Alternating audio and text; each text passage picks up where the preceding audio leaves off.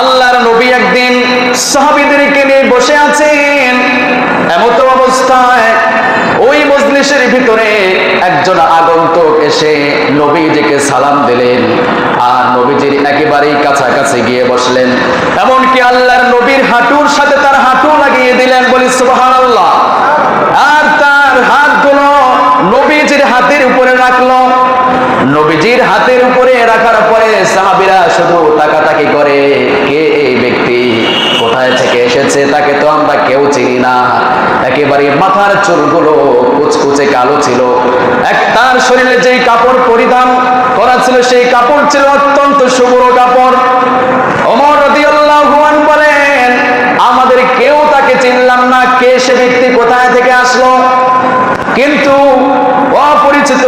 অপরিচিত ব্যক্তি হওয়া সত্ত্বেও মজলিসে এসে রাসূলুল্লাহর কাছাকাছি বসে গেল। এটা দেখে সমস্ত সাহাবীরা হতবাক হয়ে গেল। কেননা আমরা যখন আমাদের নেতাদের কাছে থাকি, অপরিচিত কোনো ব্যক্তি যদি আমাদের নেতার কাজ ঘেঁষতে চায়, আমরা কি দেই নাকি? দেই না। এখানে একটা নিরাপত্তার ব্যাপার স্যাপার আছে। কিন্তু সাহাবীরা কোনো কিছু পরিস্থিতি বুঝে ওঠার আগে এই ব্যক্তি হুট করে মজলিসে ঢুকে গেল, আল্লাহর নবীর কাছাকাছি গিয়ে বসলো। আর এক পর্যায়ে একের পর এক নবীজিকে 4টা প্রশ্ন করে বসলো। কয়টা প্রশ্ন? 4টা প্রশ্ন করে বসলো। 1 নাম্বার প্রশ্ন ছিল ইসলাম সম্পর্কে। ওই ব্যক্তি আল্লাহর নবীকে বলল, আখবিরনি আনিল ইসলাম, আপনি আমাকে ইসলাম সম্পর্কে বলুন, ইসলাম কি জিনিস? আল্লাহর নবী বললেন, আল ইসলামু আন তাশহাদা আল্লা ইলাহা ইল্লাল্লাহ ওয়া আন্না মুহাম্মাদুর রাসূলুল্লাহ ওয়া তুকিমাস সালাহ ওয়া তুতিয়াজ যাকাতা ওয়া তাসুম রমাদান ওয়া তাহুজ্জাল বাইতা ইন ইসতাতা'তা ইলাইহি সাবিলা। ইসলাম হলো এমন জিনিসের নাম, তুমি সাক্ষ্য দিবে আল্লাহ হলেন এক এবং মুহাম্মদ সাল্লাল্লাহু আলাইহি ওয়াসাল্লাম হলেন তার রাসূল। আর তুমি নামাজ কায়েম করবে, যাকাত প্রদান করবে, আর তুমি রমজান মাসের রোজাগুলো আদায় করবে, আর সামর্থ্য থাকলে হজ করবে। এর নাম হলো ইসলাম। 2 নাম্বার প্রশ্ন করলো, আখবিরনি আনিল ঈমান, নবী হে আপনি আমাকে বলেন ঈমান কি জিনিসের নাম, কোন জিনিসের নাম ঈমান?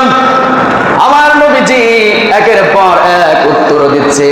আর প্রশ্নকারী ব্যক্তি সে বলছে সাদাক্তা, হ্যাঁ আপনি সত্য বলেছেন।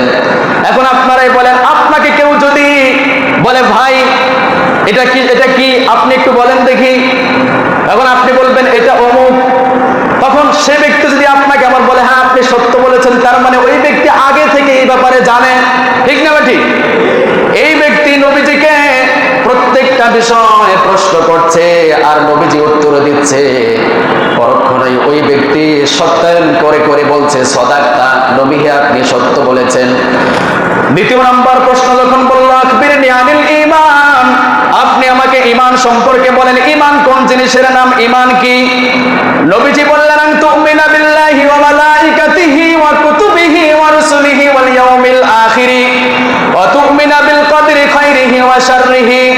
ঈমান হলো ওই জিনিসের নাম, আল্লাহর প্রতি তুমি বিশ্বাস স্থাপন করবে এবং তার মালাইকা, তার ফেরেশতা সমূহের প্রতি বিশ্বাস স্থাপন করবে, তার দেওয়া কিতাব সমূহের প্রতি বিশ্বাস স্থাপন করবে এবং তার পক্ষ থেকে প্রেরিত নবী রাসূলগণের প্রতি বিশ্বাস স্থাপন করবে এবং ওই দিনের প্রতি বিশ্বাস স্থাপন করবে, অর্থাৎ যে দিনের মধ্য দিয়ে এই পৃথিবীর সমাপ্তি ঘটে যাবে, অর্থাৎ আখিরাত দিবসের প্রতি।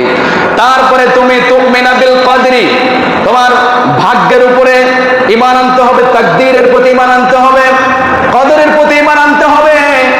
আমাদের জীবনে ভালো মন্দ যা কিছু সংঘটিত হয়, আপনারা একটু জোরে বলেন তো কার পক্ষ থেকে হয়? আমি একদিন ভালো খাবো, আরেকদিন খারাপ খাবো, এটাও কার পক্ষ থেকে? আমি আজকে ভালো আছি, কালকে ভালো থাকবো, অসুস্থ হয়ে যেতে পারি, এটাও কার পক্ষ থেকে? সব কিছু ভালো মন্দ একজনের পক্ষ থেকেই হয়। পুরুষোচিত কণ্ঠে জোরে বলেন তো তিনি কে? আল্লাহ পাক সুবহানাহু ওয়া তাআলা, তার পক্ষ থেকে সবকিছু সংঘটিত হয়ে যায়। তারপরে 3 নাম্বার যে বিষয়টি প্রশ্ন করলো, সে বলল আখবিরনি আনিল ইহসান, আপনি আমাকে বলেন ইহসান কাকে বলা হয়? নবীজি বললেন আনতা আবুদাল্লাহ কাআন্নাকা তারাহু ফাইন লাম তাকুন তারাহু ফাইন্নাহু ইয়ারাক। নবীজি বললেন তুমি যখন আল্লাহর ইবাদত করবে তখন তোমাকে মনে করতে হবে আল্লাহ তোমাকে দেখছেন। বলি সুবহানাল্লাহ। আর যদি তোমার অনুভূতিতে এতটুকু না আসে তখন তোমার অনুভূতিতে এটা জাগ্রত করতে হবে যে আমি আল্লাহ আমাকে দেখুক আর না দেখুক, আমি আল্লাহকে দেখি আর না দেখি, কিন্তু আল্লাহ আমাকে দেখছেন। বলি সুবহানাল্লাহ।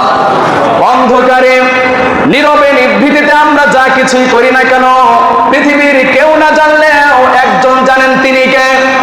আল্লাহ। সেই কথাই নবী বলছেন যখন তোমরা আল্লাহর ইবাদত করবে তখন তুমি মনে করবে তুমি আল্লাহকে দেখছো। আর তোমার মনে যদি এতটুকু জাগ্রত না হয় তাহলে তুমি ধরে নিও তুমি আল্লাহকে না দেখলেও আল্লাহ তোমাকে দেখছেন। বলি সুবহানাল্লাহ।